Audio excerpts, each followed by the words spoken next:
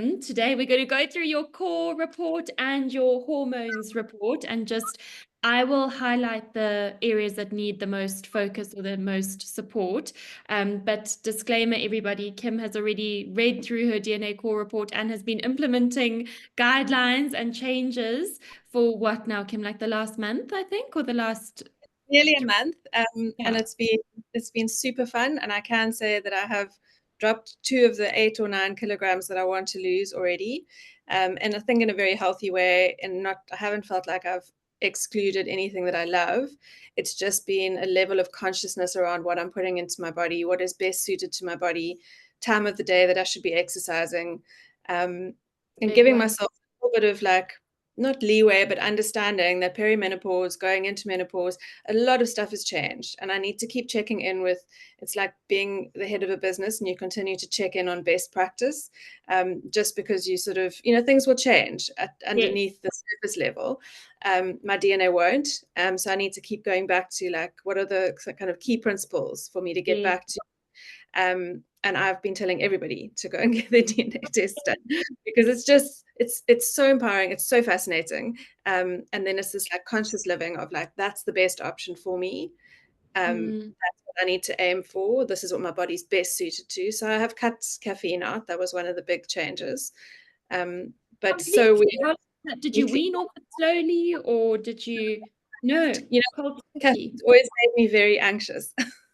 So and when it's in your report too, that you are so highly caffeine sensitive, right? So that's interesting. And I've been fine. I have a sense of humor.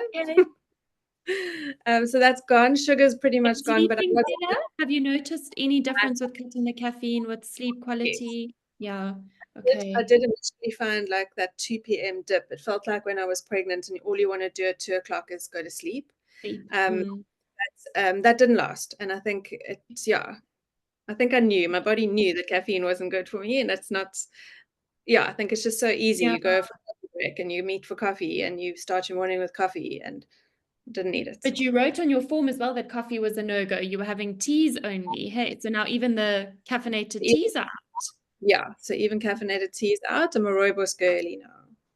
Brilliant. I mean, but there's so many other amazing herbal teas that you can go for too, like the chamomile and ginger, which also give your body extra anti-inflammatory benefits as opposed to just the caffeine. At least you'll be hydrating if you have those herbal teas and getting the other benefits from them. So that's a huge change. And then before we get into the interpretation, Kim, what other major like dietary changes have you made? What's been most noticeable? So I think, like I said to you just now, it's been a general eating and consuming consciously. So looking at more, I was vegetarian for nearly 12 years, and only in the last few years have I started eating meat again. And I definitely feel like I need to steer myself back into more plant-based, and that did come through in the DNA core testing. So I have been relying more on my go-to plant-based lentil dals and that sort of thing, which I've always loved. And then, just reducing the salt. That's kind of come down a lot as well. I've never been a big sugar fan, but just conscious of like ensuring that that's not big on the menu. And also where it might be hiding, right? So if it is in hidden ingredients or added to foods that you might not ordinarily think of. Yes, so I'm just more conscious, of reading up and, grabbing a bowl of olives for a snack as opposed to, popcorn where there's excessive salt. There's ways of getting your sort of salty fixes without having the sort of very processed or refined. Yeah. Amazing. And do you find, Kim, as well, with a lot of my patients, I find that DNA gives them that grounding. It gives them that like, okay, this is my go-to. I don't need to be tempted by X, Y, and Z fad diets that are out there, because it's so confusing when your whole metabolism and your body doesn't feel like your own anymore. When you go into perimenopause, you do get tempted by all of the crazy things that might be out there. But I think that's such an important purpose of DNA, is to be that like, this is your guide. Like as soon as you start feeling strayed or veering in a different direction, you can come back to DNA and say, nope, just come back to these rational guidelines. And this is what works for me. Yes. And I like the fact that because it's a lifestyle overview kind of analysis, that if I have a bad weekend, I'm not on a restricted diet right now. So I'm practicing what's best for me physically from an inflammation perspective, from a Mm, digestive perspective, from an overall health perspective. The weight loss is going to happen as a kind of side benefit to all of that. Um, 100%. Yeah. but I don't feel like I've worked in the past on sort of diet plans and specific calorie intakes, and I think they work really well for some people. But for me, Mm. I feel super guilty about having an extravagant weekend where there was a bit more wine than normal, or because we all decided we were going for a pizza or whatever. But now I know it's like just get back to best practice, and it's not this highly restrictive. It just feels natural. Good. And it feels like you can carry on eating this way and living this way forever, which is so Yes. important for me because I don't think anyone should go on a challenge that has an expiry date. It should never be, okay, by the end of June, I'll be done and I can go back to old ways, because then it's just the stop-start mentality and it's that yo-yo dieting, and it's so damaging, not only to your mental health and your emotional health, but your body and your physical health takes a huge knock from it too. So I think, I mean, we haven't even discussed how we'll do this, but feedback wise, I think what we should do, Kim, is maybe I'll share my screen and we can go through the results, and then we can go through it conversationally based on what symptoms you feel are relevant, or yeah, what insight you might have. So we've got your hormones here and we've got your core, which I think, let's start with the core, because DNA core gives us the foundation of your genetics, and hormones is a more specialized add-on test, which we will go through. But core looks at the prevention of chronic disease, nutrition, weight management, and exercise. So great starting point, I think. And what's always so important to remember is that these genes are your genes are your genes. So it's not like a blood test that fluctuates from month to month. These results are fixed, and the structure of your genes in this report are never, ever, ever going to change. So some people do tend to get confused and they say, does it mean that my vitamin D is currently low? It doesn't mean that. We're just looking at what is the predisposition and risk, and how can we prevent that particular section or issue from becoming a problem later down the line. So, Kim, what I like to do always with patients is start with the health pathways, which is the blue area. And this is where we're looking at the biological processes, so prevention of chronic disease, optimization of health. And you'll see the little colored in logos are the areas that need more support for you specifically. So we've got methylation, inflammation, and then bone and joint health coming up as little weaker spots that need a bit more support, whether it be through food or supplementation or avoidance of a certain food. But the good news is, Kim, and quite honestly, you've got some really, really, really good health genes. I mean, cholesterol metabolism is good, risk of type 2 diabetes is good, your body's ability to make antioxidants naturally is good. That's oxidative stress. Your liver detox is phenomenal. So that's really, really amazing that you've got this brilliant phase 1 and phase 2 liver detoxification. So it's also important to look at how many positives there are in the report. Um, so what I like to do with patients often is go through this little table first when we're specifically looking at the health areas and the blue section, so that I can see exactly where your potentially risky genes might be sitting. And what we're looking for on this table is the concentration of the 2 and the 3 dots. We're looking for where those naughty genes are sitting. And when we go into your report in more detail, you'll see that methylation is coming up as quite a high priority area, and then inflammation, right? So maybe we should zone into those two. What's your understanding of methylation, Kim? Have you heard about it before? Do you know anything about it? Um, no, I mean, I know that there's a big connection between that and mental health. Um, Correct. Yeah. that's where I've read up most of it before, but I would Okay. love more insight there.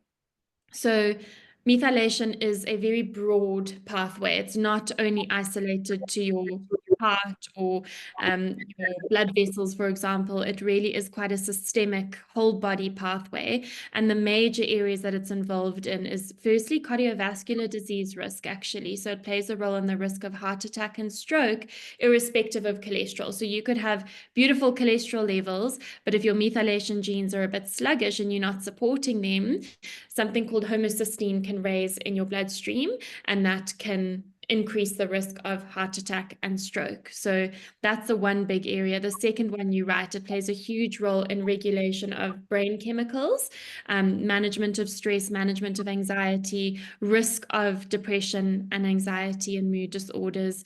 So heart, brain, and then also plays a big role in reproduction, actually. So creation of new DNA. So when you are obviously conceiving and having a baby, and when you're pregnant, your DNA is dividing really, really rapidly, and you're making all of this, and you're growing an entirely new human. So methylation plays a really important role there too. So those areas sound quite scary and quite overwhelming, but the amazing thing is that it's actually so easy to support the genes that you carry. So you carry the MTHFR gene, which is a common variant. If you Google MTHFR, you'll see lots and lots about it.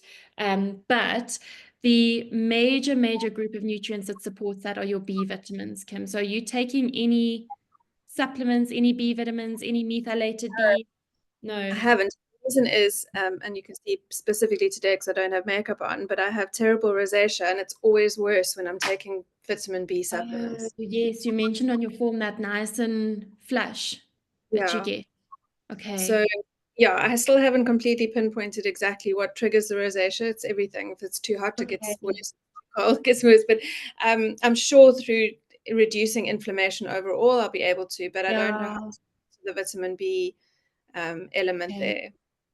So there are some nice products which I'll recommend to you that don't contain the B3, that don't contain the niacin. So they've got the folate and the B12 and the B6. Those three are most important to support the MTHFR variant. Um, and of course, I'll also send you the foods that are highest in those vitamins, but it's dark green leafy veggies, it's your protein sources, so eggs and fish and legumes and nuts and seeds are great sources of the B vitamins too. But Right. if we're really wanting to keep that homocysteine in check, often we need a supplement just to help keep those levels controlled. And then those B Yeah. vitamins are also used as precursors to help your brain make serotonin and utilize serotonin. So that's where the mood regulation part comes in. And then Okay. the last gene that's coming up is your COMT gene, and that is dependent on magnesium. So magnesium, you can find it in avo, dark chocolate, bananas, but again, even the most perfect eaters don't reach magnesium requirements on a consistent basis through food alone. So there again, a supplement before bed can help with sleep quality, can help with insulin sensitivity, weight management, and then the major benefit is the anxiety. So it really can help calm the brain down. So that's what I would suggest there, Kim, is a good B complex. And there is one product that doesn't contain niacin that you can maybe try as a starting point and see if the rosacea flares up or not. And then a Right. magnesium. Um, Okay. okay. So symptom-wise of that, I mean, you've got three beautiful kids, so you didn't struggle with falling pregnant or fertility, luckily. And pregnancies were all healthy, which is amazing. Is there a family history of heart disease, Kim, by any chance? Not that I'm aware of. Yeah. Okay, good. No, we've got more cancer markers than any other issue. Okay, Sorry, I'm absolutely lying because my dad's mom had a stroke in her late 30s. okay. So that's the That's only young aware to have a stroke for a of. woman. Yeah, Yeah, very okay. young. Mm. So you can check that homocysteine level if you want to, Kim. It's an easy blood test to do. That's what I recommend. If methylation's coming up as a high priority, I recommend doing a blood test once a year to just make sure that it's within the optimal range. Okay. Um, okay, so it's pretty easy to support those genes. And Mm. then inflammation wise, when we just go back to that table to look at the genes that are involved there, we've got 5 out of the 8 coming up, and 3 of them are high impact. And these genes here all code for the production of inflammatory cytokines, which are those chemical messengers that travel around your body and communicate with your cells, tissues, and organs to upregulate inflammation and over dramatize the inflammatory response.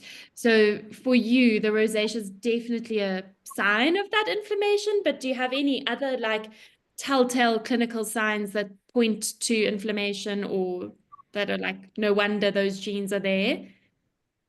No, I mean, my underlying stuff is generally sinus and skin. Like that's really, so it could be the Okay. sinus side of things. Sinus, yeah. Mm. Sinus, chronic sinusitis can definitely, I mean, anything ending with itis is inflammation. So Yeah. sinusitis, gastritis, colitis, tonsillitis, itis is the inflammation suffix. Yeah, you're better at English than I am. So that is, Okay, so I must be that's aware of what, all itises. Yeah, definitely sinusitis. That's right up there. yeah. And recovery from exercise, because there's two coming up there as well, which might cause a little bit of post-workout stiffness or delayed onset muscle soreness. Yeah. It's when I was running long distance, it was dependent on the sort of route. So that's why I stopped road Okay. running to a degree and concentrated on trail running because the recovery when you're running on the mountain is a lot less because you're running on, you know, Soft ground surface. that yeah, Mm. and varied surfaces, whereas the constant tar, doesn't vary other than in elevation. So when you have Oh, varied terrain on trail, it's more absorbent. I'm not running long distances anymore. So I guess I've always, yeah, I've been reliant on like foam rolling and doing the Epsom salt baths and stuff like that. So okay. yeah, I don't Yeah. bounce back as quickly on the, Okay. yeah. Yeah.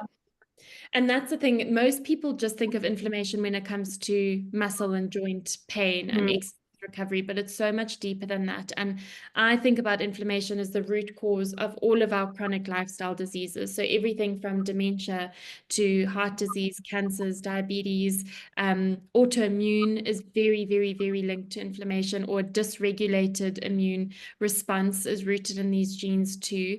So, because you carry the predisposition to having a slightly elevated level of chronic low grade inflammation, you want to think about, okay, which foods can I use to help calm down that response?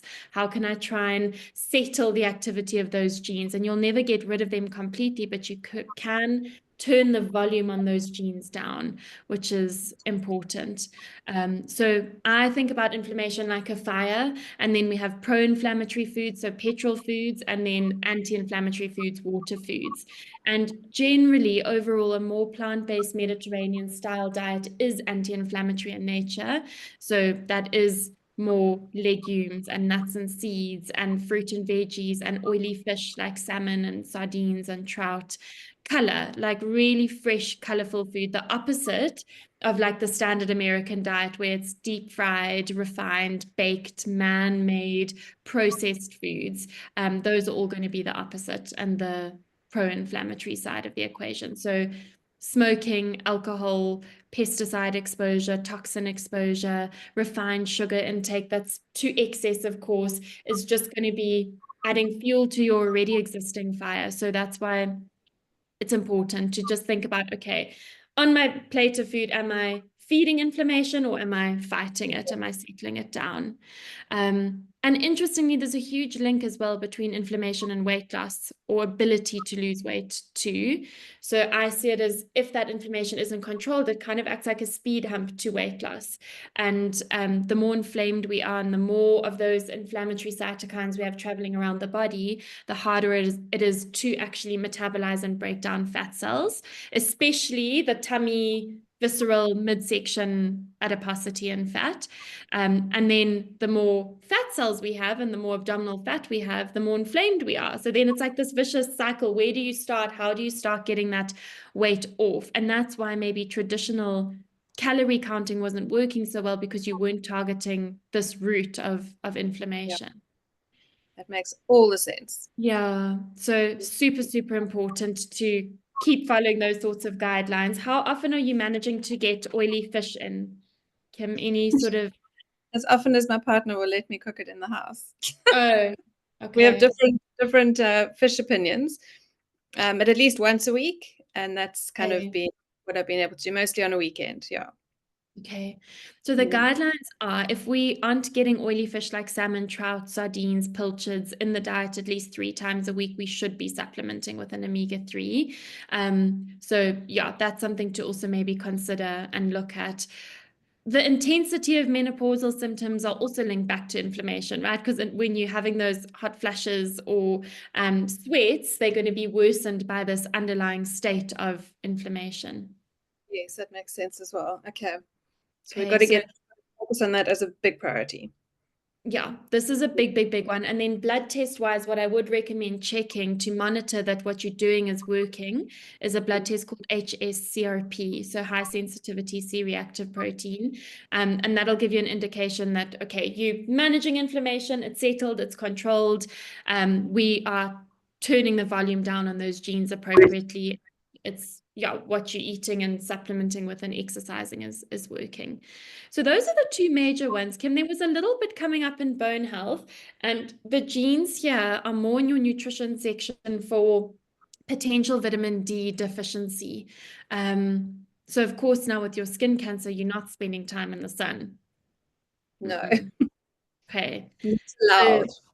no, which is good. I think that's amazing. And even if you were, your body's ability to really successfully absorb vitamin D from the sun isn't great anyway. So there again, I would look at some sort of vitamin D supplementation to support bone health, especially going into menopause.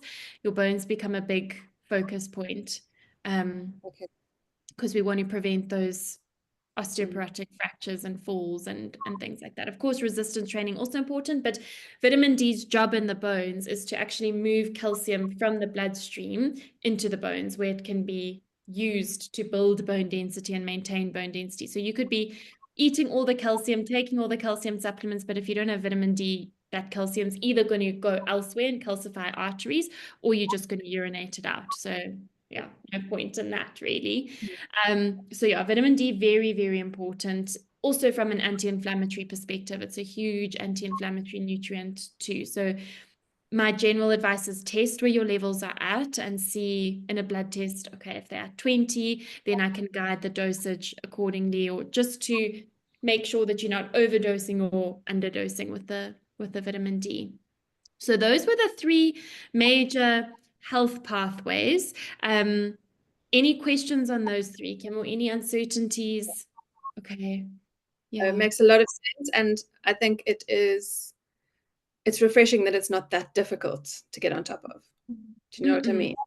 No. It's These are just Yeah. great reminders, and as you say, every time you have that plate of food or you choose a glass of wine over a whatever, like it's just knowing where you are. And knowing the consequences of it too, I suppose, and saying, is it worth it? And what is my week been like? And can I manage this or can't I, basically?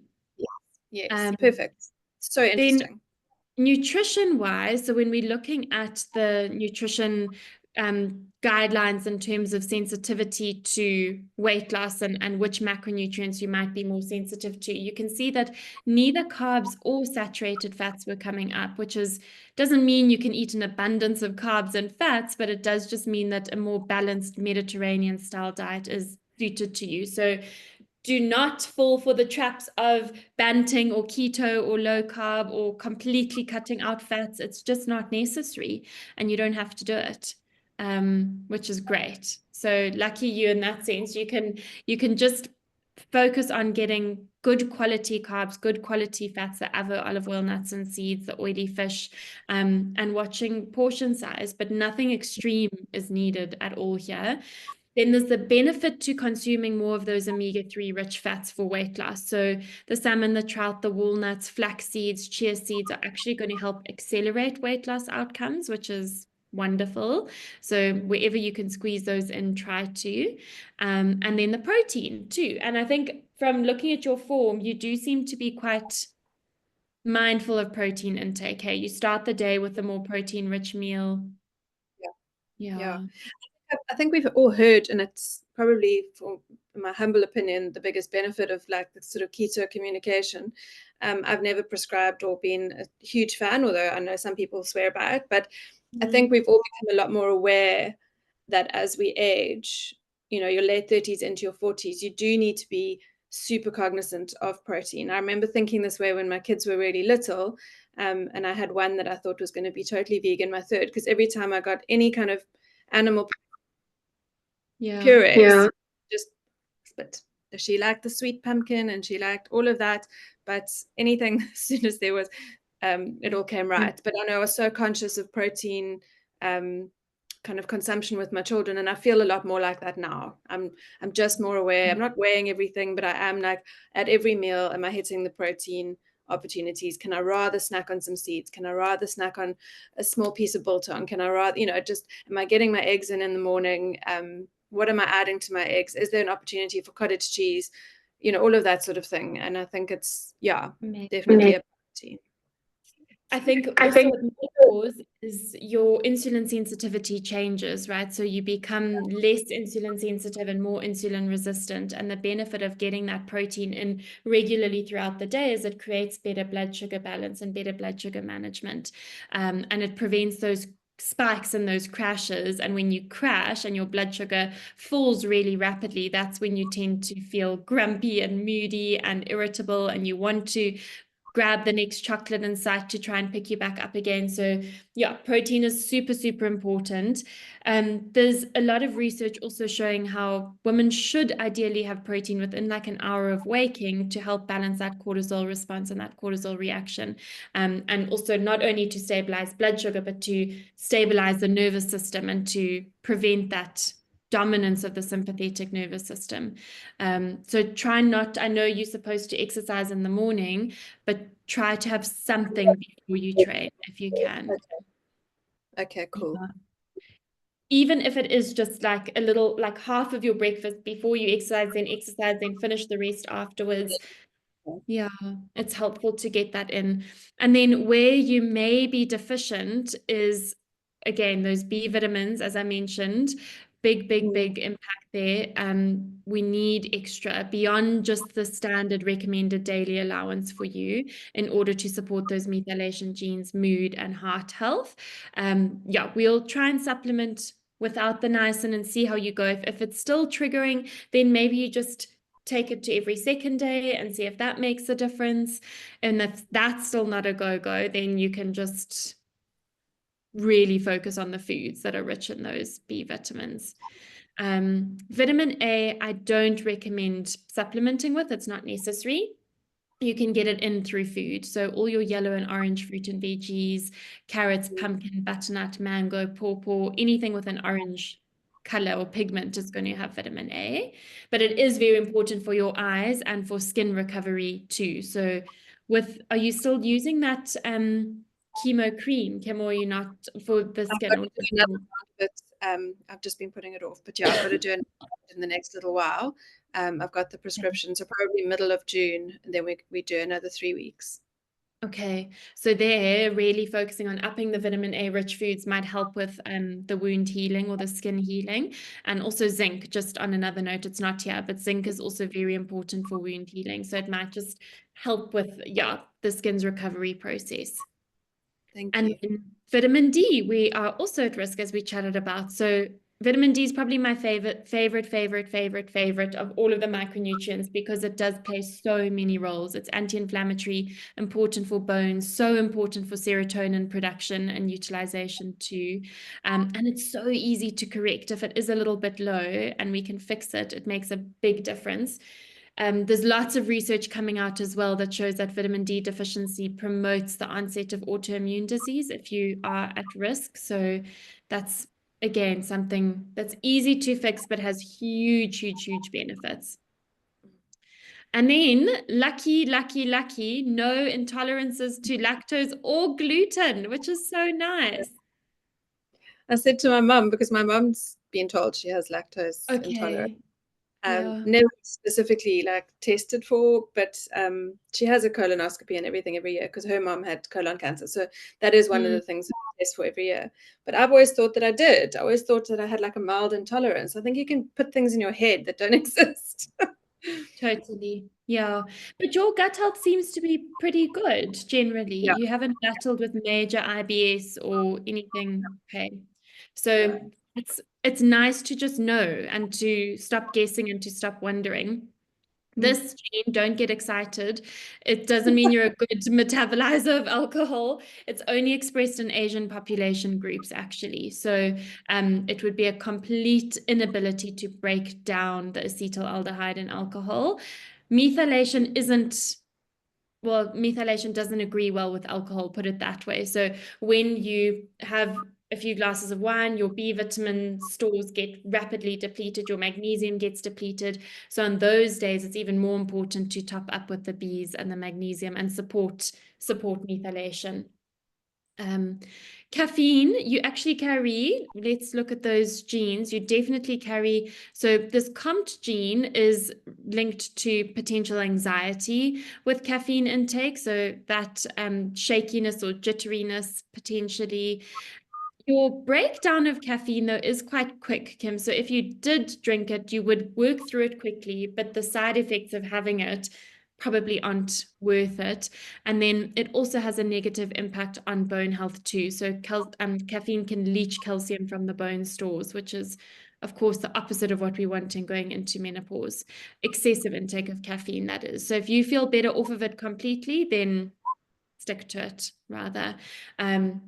And if you do have it again, maybe don't have it on an empty stomach because the effects might be worse or might be more severe. So have some protein and fiber in your tummy before having a coffee. And then your blood pressure is normal and healthy. Or Yeah, it's always been. okay, Anything good. it's a little low. So then that means that having something salty will help to pick up the blood pressure if it is low. But if ever it flips to the high side, then reduction in salt intake will help lower blood pressure. Some people have no change in blood pressure, whether they eat mountains of salt or very little. So it's just interesting to know that. And then weight management genes here. So you don't carry the genetic risk for huge resistance to weight loss. So it should be more in your control. And knowing you for as long as I've known you, it seems to be that it is. You haven't really ever struggled with your weight as a child or teenager or no. No, I've always been, I mean, I think most of the women in our family are on the sort of more petite side. Yeah. Yeah, I mean, I was very driven to be very skinny for a long time. I think a lot of us go through a phase like that. I'm not as a Mm, that good. kind of thing anymore. I just, yeah, I want to feel like an optimally healthy person, and I'm more interested in strength than I am in Mm, size. But yeah, yes. there's never been like a major thing. Only after my third baby, I battled for a bit longer to lose baby weight, just Okay. because I was a bit older, and yeah, it does sometimes Life take. is also very different when Yes, you've and I was three snacking babies. between, feeding three babies and snacking, and probably not very conscious of what I was doing with my body. So Yeah. yeah, So that's a good gene to not carry. And it just means that, look, there might be some levels of resistance from inflammation for sure. So if you can manage the inflammation and get rid of that speed bump, then, weight management should occur normally. yes, And then with the circadian rhythm, so a morning person, do you agree with that? Do you feel like exercise is better for you in the morning than the 100. afternoon? Okay. I used to, when I was training for endurance stuff. I Yeah. really, if I missed my morning training, I couldn't do it in the afternoon. I'd always shorten the session. I would always cut it early. Like it just didn't work for me later on. So Yeah. definitely best. Okay. So Mm. it's metabolically, there are slight advantages to being a morning person too and having your circadian rhythm programmed this way. It means that you're probably less susceptible to late night snacking or having that surge in appetite in the evenings. Of course, it can still happen, but it shouldn't be a genetic predisposition, which is helpful. And eating behaviors there again, you don't carry the snacking and satiety gene. So that means that of course, with a level of mindful eating, your brain and your tummy should be able to communicate effectively. So you should be able to say, okay, a normal portion of food, I'm full, I feel satisfied. There shouldn't be that bottomless pit for a stomach, if that makes sense. So you should be able to like know when you're hungry and know when you're full type of thing with that. Yeah. Um, Definitely. and if there is that urge to nibble and pick and snack and graze throughout the day, might be worth thinking, is it actually hunger? Is it true physical hunger, or is it boredom or stress or whatever else, any other emotional triggers that might be causing it? Yeah. Yeah. And then the Mm. taste bud gene. So these often come up and people say, but I don't have a sweet tooth. Remember that gene may have been suppressed by your lifestyle. So if you Mm. don't eat a lot of sugar, you won't be switching on the activity of that gene. So the more sugar you eat, the more sugar you crave, the more dopamine is released. And so that like perpetual cycle of sort of addiction can develop to sugar. But that's um seems to be well controlled by you. I think because you balance your blood sugar really nicely, you don't skip meals, you eat your breakfast, lunch, and supper at similar times, probably, you drink a lot of water, and you've managed to just suppress that activity, which is great. And same with the bitter foods gene. If you've been brought up having to eat your broccoli and cauliflower and bitter vegetables, you can Love also broccoli. suppress that gene, which is great. You should eat it. So don't stress too much about these genes if they feel that doesn't sound like me. They're there, but you've just worked to suppress the expression of them. So no major red flags coming up in weight management, to be honest. Like nothing really, really yeah, significant that would hinder you from losing weight, which is evident if you've already lost 2 kilos in the last few weeks. It's amazing. And then we look here at exercise response, how responsive your body is to exercise. So, what is the minimum amount that you require in order for exercise to help mobilize fat stores? So, low to moderate means you've got an average response to exercise. So, you're not one of those people where you can just ignore your diet and just exercise and the weight will fall off. Diet is still really important, but it's not going to have no impact. So you need about 20 METs a week, which is equivalent to about 3 hours of moderate intensity exercise per week, which I would say, would you say you're getting? Yeah, with the So rebounding and the strength. include like dog walks and the incidental movements like that, then yes, I am. Yeah. Okay, got it. Did you notice a difference from when you stopped doing your long runs, Kim, to now in terms of the weight? Yeah, And definitely. Yeah, uh, it's a calorie burner. yeah. And it's not sustainable for everybody forever. I loved it when I was in it, but yeah, it's definitely. I mean, I pretty much could eat whatever I wanted to eat. Okay. Mm. Why did you stop? Was it injuries or No, I think I outran my love of running. I was running uh, sort of 70 to 80 kilometers every week. Like 80 was when I had a coach, 80 was my base. And then if you're training up for comrades or for a 100K trail race, then you sort of increase that. And you had like key blocks where you increased your mileage, other blocks where we Mm. working on speed. And I did love it. And then I just kind of gradually lost the love of it. I think I'll always run. I mean, yesterday we were on the mountain with the dogs and it's still running. It just doesn't, it's Yeah, not goal based running, you know? okay. It's more Mm. for enjoyment and like the love of Yeah. it as opposed to the stress of it. Yeah. Yeah. And look, I mean, looking at your recovery and injury risk genes as well, probably a good thing that you have slowed Mm. down a little bit in that sense. So recovery, I think you are spacing it out nicely between endurance and then more of a strength training session, which also matches with your mixed potential. So you aren't more endurance or more power based. You've got good genes for both, which is also so lucky because it gives a lot more flexibility with what you should be doing and what training suits your body best. So strength and endurance is what you should be focusing on, as long as you're getting that recovery in and you're prioritizing the Epsom salt baths, the anti-inflammatory foods, the warming up properly, the cooling down, potentially a collagen as well, Kim, because if we have a look at those collagen producing genes, have a look here, all three are coming up as moderate or high impact. So your body's Okay. ability to repair broken or damaged collagen or make new collagen, which makes up your tendons, your ligaments, your joints, isn't Slow. great, a little bit Okay. slow, and it naturally starts declining after the age of 18 anyway. So yes, I think it is a good idea if you had to add a tablespoon of collagen into a smoothie or however you wanted to. The key is you want to aim for a mixed type collagen. So not just type 1, not just type 3. Go for a type Okay. 1, 2, and 3 option if you can. Okay. For the joints, because 1 is more for skin, 2 and 3 are more for joints and bones and those benefits. Okay, so yeah, that might be helpful. And then protein, iron, and vitamin C are the building blocks for collagen production. So yeah, you're already focused on protein, which is good. Vitamin C naturally will come in if you're reaching your fruit and veggie requirements every day. Berries and citrus fruit and kiwis and red peppers. And then the iron.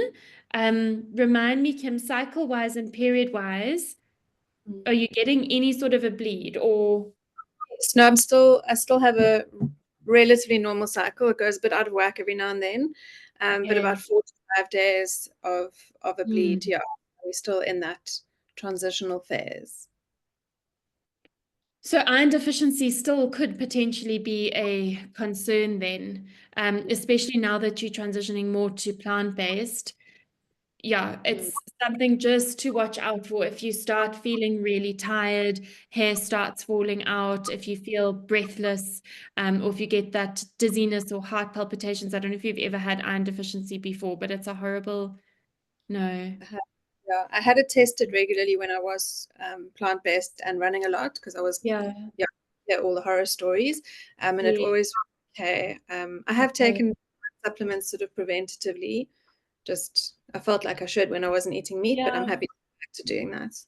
Yeah, maybe a Mm. good idea, even when you just the week of your cycle and the week thereafter, just to help replace the losses. That can also be a benefit. Because yeah, if you're losing that iron, there is that risk of deficiency. And again, I can always send you a blood test form if you want as well, just to check it and Thank you. see. Thanks. So that is DNA core, lots of beneficial genes. And yeah, it's like you said, it's not overly complicated stuff that you need to implement. It's not a huge shock to the system. I think you're quite lucky that you don't have to cut out gluten or dairy or anything like that, which is really, really nice. And it's already working, which is great. So Yes. yeah. That's so helpful. And then Yeah. hormones, Kim, you haven't looked at hormones yet. Hey, I will send it to you after this. So the reason I don't send hormones through, or I didn't send it, is because it is quite complicated, and I don't want you to take it out of context or get completely overwhelmed by it. It's yeah, quite a tricky report to decipher and go through. But basically, what we're looking at in DNA hormones are four different sections. So the first is the production of hormones, so the genes that are involved in making estrogen, testosterone, progesterone. So are there any faults there? Then the second section is the transportation of those hormones throughout the body. The third phase is the detoxification and metabolism and excretion of those hormones. So that's really important. And then the last section in this report are the clotting genes. So, you know, some women have that increased risk of DVT if they're on the pill, or yeah. So that's what we are looking at in this report. So it's very, very detailed. And it just also helps with future decisions around potential HRT. And yeah, is your body going to be able to handle it? Are you going to be able to excrete those hormones adequately? Is there a complete contraindication when we're looking at clotting risk? Okay, so let's look at the summary here. So we're obviously looking for the high impact and the moderate impact priority areas. So you can see overall, if we just like zoom out, there aren't a lot of high impact pathways, which is a good thing. And I will go through the areas that do need more support, but just to focus on the first positive, which is this clotting risk, and we're looking at two genes here, the factor 2 and the factor 5 gene, which increase the risk of clotting disorders, strokes, DVTs in response to estrogen. You don't carry either. So that's a big tick in Yeah. terms of, are you going to be a good candidate or not for HRT? Yeah. Okay. Then Okay. let's go back to the beginning. So when we're looking at steroidogenesis, this is the production of those hormones. Binding and transport is the movement of them. And then phase 1 detoxification and phase 2 detoxification is the activation and the excretion of those hormones. So you can think of phase 1 detox as the filling up of your bath, and then phase 2 taking the plug out and letting it drain. Okay, so that's how we sort of look at phase 1 and phase 2 detox. So you'll see as well in this report They then go through the individual genes on this table and they show you where the impacts are sitting. And then they also show you the activity level of that gene. So is the enzyme activity increased or decreased or neutral, which helps decode. So for example, with progesterone synthesis, we've got a high impact, which means that it's an important gene variation or it's something that we need to take note of. And the activity level is decreased. So that means at a production level, your body isn't able to make adequate progesterone, or there might be issues with progesterone production. And we'll get into what progesterone is important for shortly. That's how to use this table. And then there's this whole confusing biochemical pathway, which you do not need to study or understand in any way, shape, or form, but it basically just goes through the production of the different hormones. And what's interesting here, you can see, is that all hormones come from the backbone of cholesterol. So we do need those healthy fats coming into the diet to support hormone production, especially in menopause. And I think that's where I see so many women who have hormonal issues going wrong, is they cut out fats too dramatically, and then their body doesn't have the substrates to actually produce pregnenolone, which then feeds into all of your other hormones. So pregnenolone makes progesterone, makes DHEA, makes androstenediol, which is a androgen, so more of a male pattern hormone, but still very important for females, converts into testosterone, and then testosterone converts into estrogen, actually. So estrogen is only made further down the pathway. And I think I mentioned on our previous video as well that when we've got stress dysregulation or HPA axis dysregulation, and we've got this elevation in cortisol, the stress hormone, you can see that cortisol can steal this 17 alpha hydroxypregnenolone. It can steal that metabolite, which is used to make the other hormones. So if we've got that adrenal dysfunction or burnout or high cortisol or low cortisol or just dysfunction with that axis, it can have a huge impact on your sex hormone balance as well, which is interesting. So there's so many little pathways that need to be working in this like succinct manner. And then you'll see where your genes are sitting. So if you want to look at the genes, if we have a look here, the CYP11A1 gene is the progesterone gene. You can find where it sits and you can say, okay, that pathway is potentially where my issues will be. So there you go. That's that CYP11A1. The first step, which is cholesterol to pregnenolone, might be a little bit lazy and sluggish for you. So yeah, you can sort of puzzle piece it together and see where the issues might be. And then the second section, we're looking at how methylation impacts estrogen detoxification, and then the eventual removal of those potentially harmful estrogens from the body. So we have E1 and E2, which are different forms of estrogen, which are the Cinderella estrogens. Those are the healthy, helpful estrogens that perform the functions in a woman's body, but then they get converted into the metabolites of estrogen. So it's the 2-OHE, the 16-alpha-OHE, and the 4-OHE. So we're wanting to try and get rid of those metabolites as quickly as possible. And genes, of course, control that process. So if you've got a potentially negative gene variation, we want to make sure we're supporting that gene to help clear those excess potentially harmful estrogens, which those estrogens are the ones that are known to be the nasties when it comes to risk of breast cancer and ovarian cancer primarily.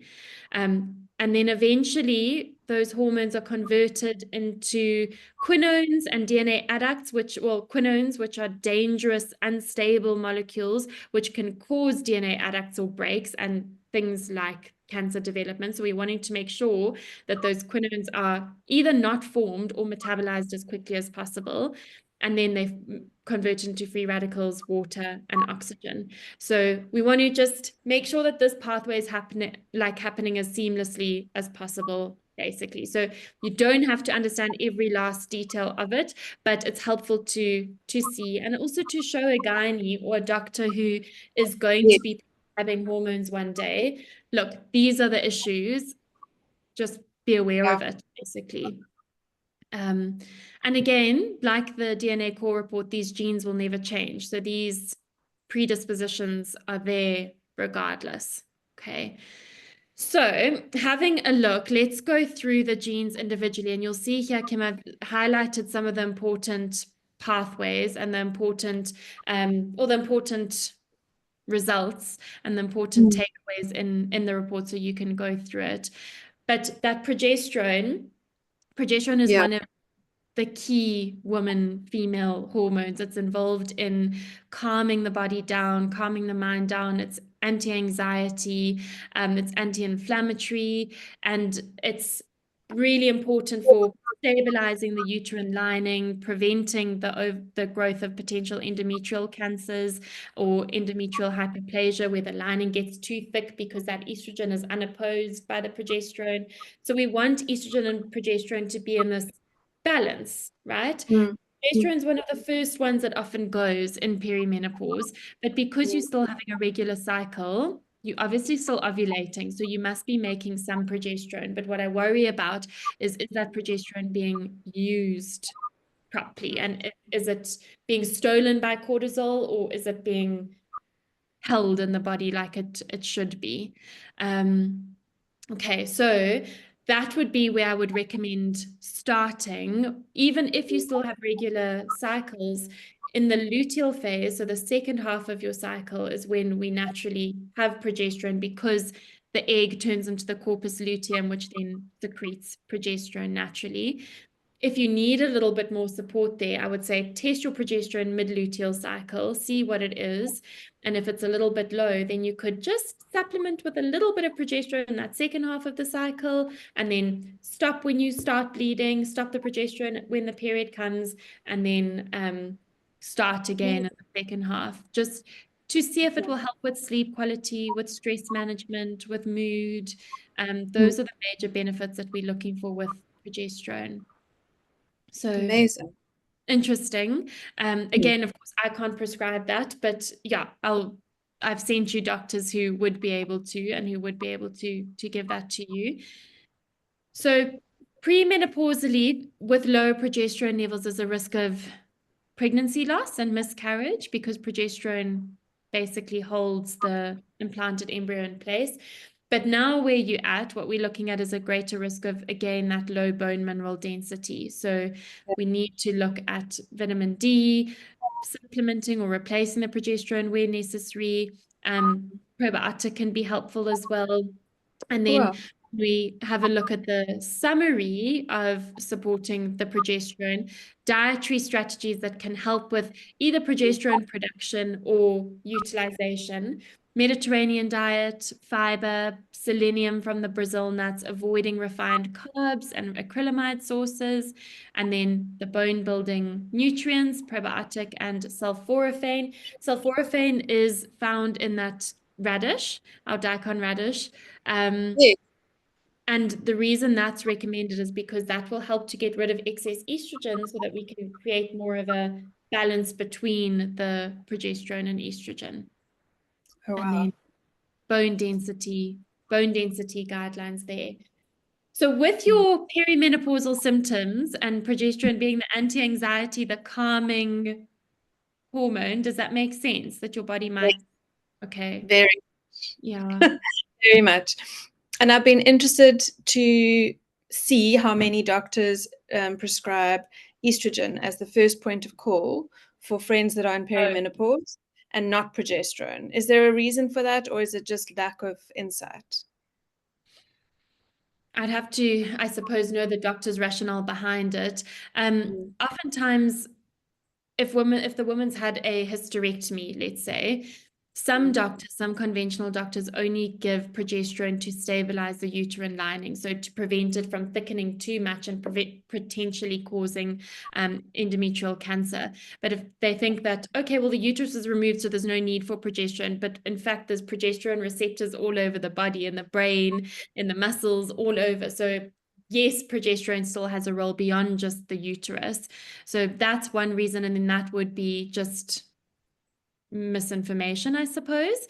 But then the benefits of estrogen are the heart health and the dementia and the bone and the, lubrication and all of those important things. So I think some people just think that all the benefits only come from estrogen, when in fact they really don't. Progesterone is also super important. And if you're only supplementing with estrogen, you're going to end up with estrogen dominance, which is too much estrogen that isn't supported by the progesterone, and that can cause all sorts of other issues and actually increase the risk of cancers and yeah, mood issues and weight gain and that puffy feeling and that inflammation. So it needs to be properly balanced, in my opinion. All of the good doctors that I know are prescribing both, and often starting with the progesterone initially while you're still ovulating and while you're still actually making some of your own estrogen. Okay. Okay. Fascinating. So, Wow. yeah. And spinning. And another thing that I've seen is that doctors don't test progesterone correctly in a blood test. So firstly, they'll only check your estrogen and your FSH if you, as like a normal menopausal screen. They don't look at progesterone for some reason. And then if they do test it, they say, oh, you can test it whenever. But if we look at the menstrual cycle, I want to just find a picture of it to show you. So they'll say, oh, you can test it on day 3 of the period. I'm like, what is the point in testing progesterone on day 3 of a menstrual cycle? So just to show you this picture here, progesterone is the green line. It's supposed to not be there in the first half of your cycle because you don't have a corpus luteum. You don't have an egg to make it. And Yeah. the function of progesterone is to, stabilize that lining for implantation, if we're thinking from a reproductive standpoint. So if somebody's testing your progesterone in the first half of the cycle and saying, oh, it's low, or it doesn't mean anything. You really want to be testing it middle of the luteal phase to see, is there still natural production or not? And that's also why some doctors do it differently, but physiologically it would make sense for me to only use it in the second half of the cycle when it's normally needed. Okay, but again, there are other tools to work on the mood and to work on the menopausal symptoms that you might be having, like the magnesium and the B vitamins. I would say would be first point of call for now, an anti-inflammatory side. Get Yeah. that to, because you're still having regular cycles, and then if you're still battling and as those periods start disappearing, then maybe worth looking at a bioidentical HRT.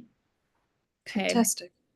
So that is interesting, the progesterone, because it's a very important one. And then, so I'm going to skip over the normal genes because it might just confuse you. Then when we're Okay. looking at the CYP19A1, this is the gene that converts those androgens, so the male pattern hormone, so the testosterone and the androstenedione, into estrogen. So it's like the last step of creating and forming estrogen. Your gene's a little bit lazy, so what that means is that there might be a slightly higher, you might have slightly more testosterone and androstenedione compared to estrogen, actually. So that can be beneficial when it comes to a lot of things, muscle building, performance from exercise. Yeah, it doesn't mean that your testosterone is going to be through the roof, but relative to estrogen in that ratio, it might be a little bit off balance. And that's where you can also see these women are at a greater incidence of menopausal symptoms, specifically hot flashes or sweating. Interesting. So, yeah. And also, Kim, I mean, knowing I haven't done your in-body for a while, but you do build muscle nicely. I mean, you do, yeah, you can. I've always been told that when I'm doing like my personal trainer moved to Australia, which I thought was very I rude of know. him. I know. You know, that one person, I could walk into his gym. He trained in a super old school, but really like functional, amazing gym, like nothing fancy, frilly. And I would walk in, he would say to me, okay, we need to look at your hip. And he also does lino to release your fascia and stuff. And Nice. he just knew me because like he knew how I moved. He could see when something was going out a little bit. And he said to me at the beginning, when I was just training to stay strong enough to run, he was like, you can lift quite heavy. Like you have that. It's in you. You've got that. He called it something. I don't know. And I got up to like 15 kilogram dumbbells and I was pushing, in each hand, and I was pushing quite high bench pressing, and I'd only started it quite light. So I know that I got the results quickly. So I was very lucky. When I'm consistent, and I must stop sulking about the fact that he moved and do it consistently, I do build Yeah. muscle quickly. Yeah. So Amazing. So there's benefits to that, but then when we're looking at menopause, obviously lower estrogen is going to result in worse symptoms. So yeah, again, that's a tick when we're looking at how you might respond to the replacement. I don't think replacement is necessary at this point, but later down the line, there's a lot of markers in the report that are saying, yes, it would be a good decision. So how to manage this gene for now, everything you're already doing: anti-inflammatory diet, managing stress, weight and blood glucose control, inositol supplementation, and hormone therapy. So those inositols are a group of nutrients that can help with insulin sensitivity and blood sugar balance. I wouldn't say it's the top supplement for you now, but yeah, I would say the vitamin D and the Bs and the magnesium are more important, but yeah, it could be looked at down the road. So that's also interesting there. Then when we're looking at the estrogen availability, binding, and transport, the second gene is coming up, which is a transporter. So it's like an Uber driver that moves hormones through the body. And you've got reduced transporter function here, which means that your estrogen hormones might basically be trapped in a pool for longer than they should, as opposed to going to the cell and actually doing their job. So they like kind of held in this little dam, as opposed to being moved to the cell and actually functioning. So again, more responsive to HRT for menopausal symptoms. So another tick there, which is positive, that the response is probably good. When you do go onto any sort of hormones, then it becomes very important to make sure that we're supporting the optimal excretion of that estrogen. So further downstream, we want to get rid of those ugly sisters and ugly sister forms of estrogen. So there are certain supplements like calcium D-glucarate, which works at a gut level, or sulforaphane or DIM that work at a liver level to help clear out that excess estrogen once it's done its job. So it doesn't hang around and cause things like cancer and heart disease. Okay, just to go back to these genes quickly here, now moving on to the detox pathway. So when we think about the tap filling up the bath, that should be yes. normal, Kim. So your bath should not be filling up too quickly. Your hormone activation is stable, neutral, normal, very, very, very beneficial in terms of how the liver actually handles hormones. So bath shouldn't be filling up too quickly, rubbish bin shouldn't be filling up too quickly. Phase 2 detox. Now, there are a couple of genes coming up here, which we will support, and you'll see, interestingly, methylation, which is the same genes that were coming up in DNA core, but we're looking at them in the context of hormones here. But just to highlight, these two genes, these glutathione, GSTM1 and GSTT1, these are the sergeant majors of phase 2 detox. They are huge role players when it comes to binding to those estrogens, getting rid of them, processing them, and you've got both of them inserted, which is a massive plus. You'll often hear about people talking about, I've got that gene deleted or what, not there, which compromises their liver detoxification. You've got both of them. So automatically as well, that's often one of the signs that a functional doctor might look at in terms of how safe is estrogen for you. Okay, so that's wonderful. And even if you were to go on a transdermal estrogen, it doesn't go directly through your liver anyway, which is a big plus. Yes. Okay, so glucuronidation and methylation are the two pathways that need support when we're thinking about clearance of those hormones. So let's go down to those genes specifically. Okay, so this gene, the UGT gene, is now linked to potentially lower systemic testosterone levels. But further up, we had potentially high testosterone to estrogen ratios.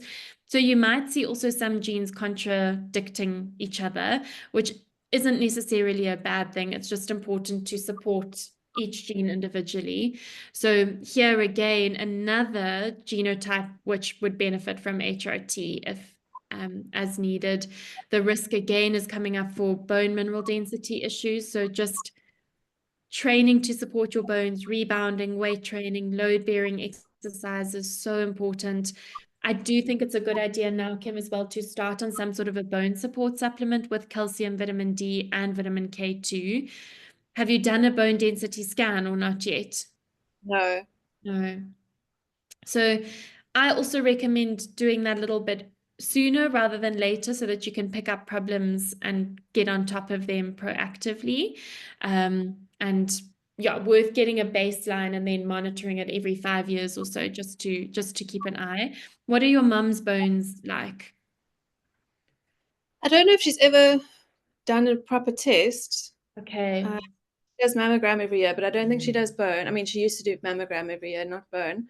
But she's still an incredibly active. I mean, she taught Yeah. every years and she does aqua aerobics and she plays golf and in her mid Okay. 70s. It's probably, yeah, we haven't had falls or anything, any Good. like external indication of it. Yeah. Okay. Because there are a couple of bone related genes coming up for you in hormones, maybe worthwhile encouraging her to also do a bone density scan. It's super easy to do, but again, just to fix problems before they become more Okay. severe. Okay, so methylation plays a big role in estrogen detoxification too. The COMT gene and the MTHFR are responsible for helping get rid of those dangerous forms of estrogen.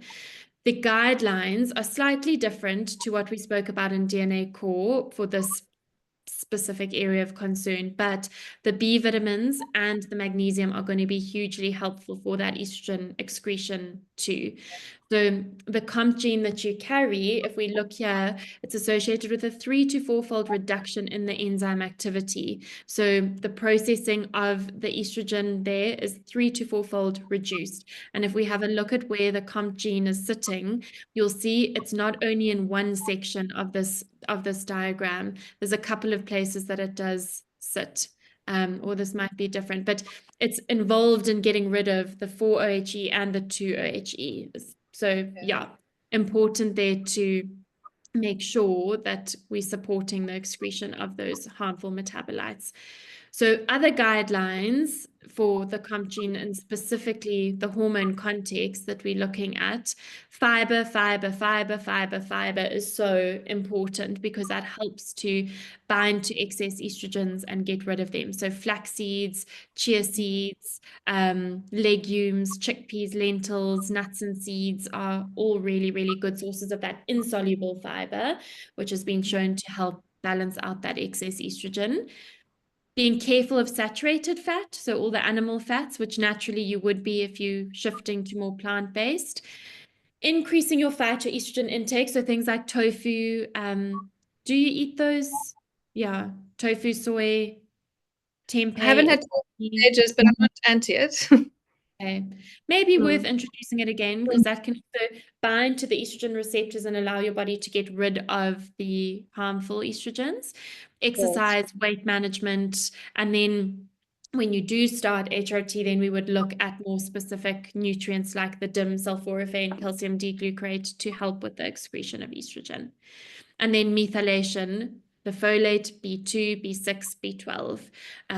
So there's a product called Methyl Support, which we'll look at, Kim, just to support that because you can see the decreased activity and yours is only at about 40% of optimal, your enzyme activity. So it is significantly reduced and it is associated with premenopausal breast cancer risk with long duration of estrogen exposure. So that would be oral estrogen like the pill, increased breast cancer among postmenopausal women with a higher lifetime alcohol consumption. So yes, alcohol and methylation aren't friends.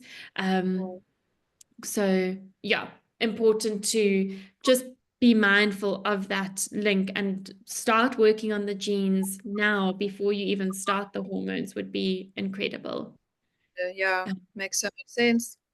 And then this 2 gene is coming up slightly normal, but Yes. important to still make sure you're getting in your optimal fruit and veggie intake. The glutathione genes are there, which is great. Sulfation gene is normal. And then both of these clotting genes are also in A. So there really are a lot of good genes coming up in your hormones compared to some of the other reports I've seen.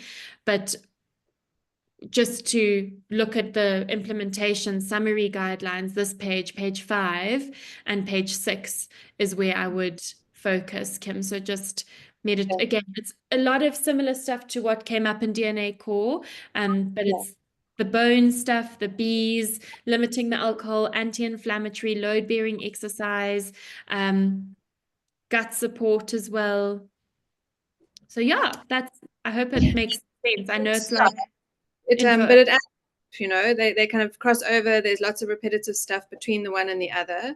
I've got some new Mm, stuff to say now, but I mean, the takeout purely on a menopausal level, I've got like definitely a perimenopausal diet plan that works within my overall health and diet. Then mhm.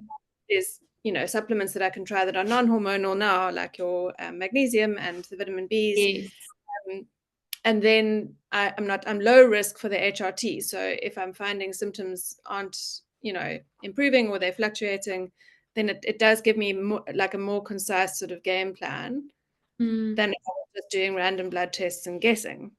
yeah, exactly. And you know that your body's ability to detoxify those hormones is good, Mm. especially if you're getting the magnesium, the B vitamins, the fiber intake in. If you're supporting that methylation, I'm really happy with your detox pathways, which are the major role players when getting rid of the hormones. So if, for example, it was the opposite, if somebody had high impact for all of these pathways, I would say, yeah, is it the best fit? Then it would have to be a little bit more calculated. And if they had the clotting risks as well, we would say maybe not. So everybody's different. And yeah, it's great that there aren't a lot of huge problem areas coming up, but that progesterone one's one to really look out for, Kim. And also just make sure you're not letting cortisol take over, because if cortisol's taking over, you're losing that progesterone and losing its benefits.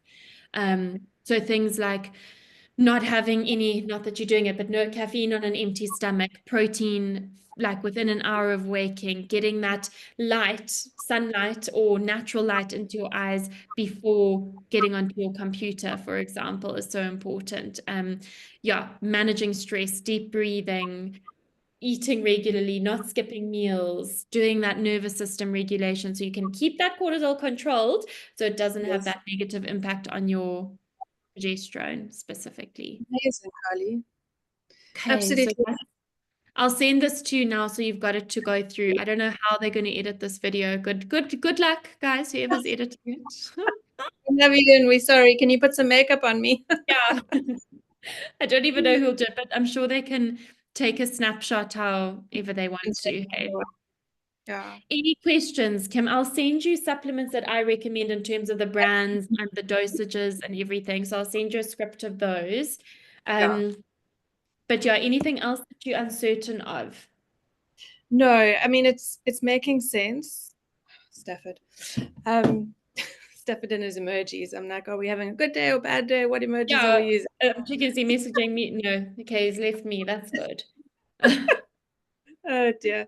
If something pops up or I'm unsure, I might pop you a message, but I know this is being done as like a huge favor as well. So please don't, you've invested so much in this and I really am grateful. This is amazing. Pleasure, Kim. Such a pleasure. So yeah, just if there are Able to any, please just confuse. shout, or I'll give you like conservative doses. If you want to do bloods, if you want to check, I can send you a PathCare or an Ampath or a Lancet form, and then you can test. But that we don't have to do right now. But if you're curious, or if you feel like things are feeling off, or the weight loss suddenly stops, or the hormone symptoms get worse, then next step would be bloods. Okay. I'm sitting Okay. at 63 kilograms now, which is not